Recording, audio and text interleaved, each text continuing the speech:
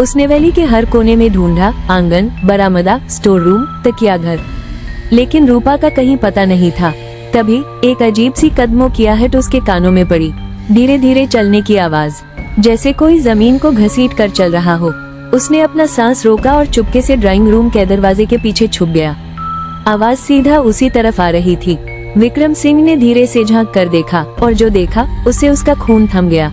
उसकी आंखें फटी की फटी रह गई। रूपा, मगर वो रूपा जैसी दिख रही थी वो इंसान नहीं थी। उसके पैर जमीन से कुछ इंच ऊपर थे, लेकिन वो चल रही थी। उसकी गर्दन टेढ़ी थी, आंखें सफेद, उसके नए नक्श हुबहू कल्पना जैसे थे। वही तीखी भौहें, वही पतली मुस्कान और सबसे ज्यादा वो डरावनी, सम्मोहित कर देने वाली आंखें। विक्रम सिंह कांप उठा, क्योंकि ये चेहरा वो कभी भूल नहीं सकता था। हाँ, वही कल्पना जो सालों पहले गायब हो गई थी। विक्रम सिंह बेहोश हो गया। सुबह जब उसे होश आया तो रूपा उसके बिस्तर के दाईं ओर बैठी थी और उसे देख रही थी, एकदम अनजान, जैसे कुछ हुआ ही न हो। उस दिन के बाद से विक्रम सिंह का चेहरा जर्द पड़ गया। उसने रूपा से पूछा भी नहीं कि रात को वो कहाँ थी। उसके अंदर अब पूछने की हिम्मत नहीं थी।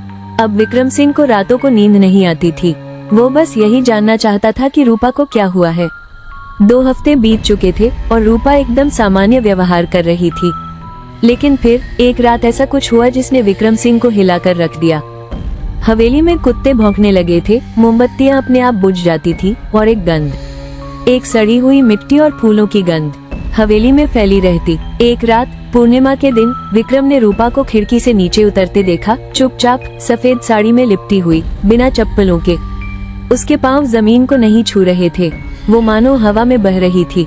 वह धीरे धीरे हवेली के पिछवाड़े की ओर गई, जहाँ जंगल शुरू होता था। विक्रम ने पीछा किया, लेकिन जब तक वो पहुंचा, रूपाग्नि वृक्षों में लुप्त हो चुकी थी। उसने पूरे जंगल में खोजबीन करवाई, पर रूपा का कोई सुराग नहीं मिला। ठीक 15 दिन बाद एक रात वो वापस आई, उसी खिड़की से, उसी सफेद साड़ी में, लेकिन उसके कपड़ों पर मिट्टी और सूखे फूल चिपके थे। उसकी आंखें रक्तिम थीं। वो कुछ देर खड़ी रही और फिर एक तेज चीख के साथ अचेत होकर गिर पड़ी। उस रात के बाद से विक्रम को समझ आ गया कि रूपा अब सिर्फ उसकी पत्नी नहीं, कोई और भी उसके भीतर है, और उस कोई का नाम विक्रम पहले से जानता था, कल्पना। विक्रम सिंह ने अब हार मान ली थी। उसे यकीन हो चला था कि जो कुछ हो रहा है वो इंसानी ताकतों के बस की बात नहीं। उसने गांव के पुराने पुजारी के माध्यम से हिमालय से एक सिद्ध योगी को बुलवाया, बाबा रुद्रशरण। कहते हैं वे मृत आत्माओं से बात कर सकते थे।